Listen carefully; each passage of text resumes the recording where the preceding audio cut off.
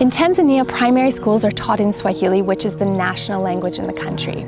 Students have about 40 minutes a day where they're learning English, but in practical fact, they're not actually ready to make an entry into secondary school, which is taught in English. Now, this transition is immense for children. They're now studying everything in a new language that they don't fully understand.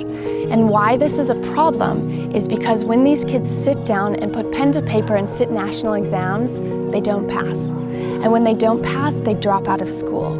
And without an education, without a degree, kids don't have an opportunity to find gainful employment.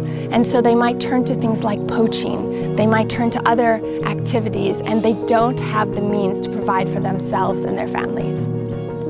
The Grumeti Fund has partnered with Concordia language villages. These are experts in language immersion to host summer camps for 5th graders. And what these camps are doing is they're a fun and engaging way for kids to learn English. They're playing games, they're singing songs, they're doing sports, all in English. And the idea is that we want kids to not be afraid of the language. We want them to build confidence and for them to learn that it's okay to make mistakes. That's how you learn a language. But we expect that they're not going to become fluent in English in a week. We realize that's not possible, but we're hoping that this builds a level of confidence so that when they go back to their schools, they feel more engaged and able to learn the language.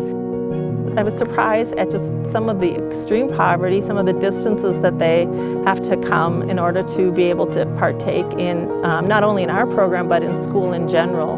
Many students have to walk very, very far to be able to go to school at all. So these kids don't really have any light at night to study. They don't have any opportunity to work out much outside of school. So having a whole week in English, I think, is something that's pretty special for them. We're looking at trying to build student confidence and have them really more inspired and feel like English is something that they can do.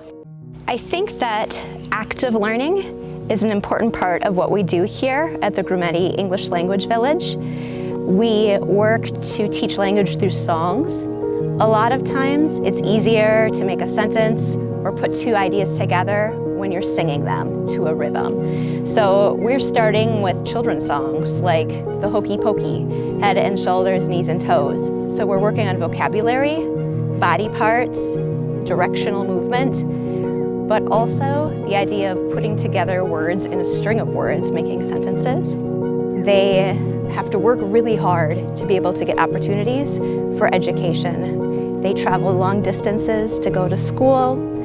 They don't have the kind of resources that my American children take for granted. So it's an honor to be able to work with them.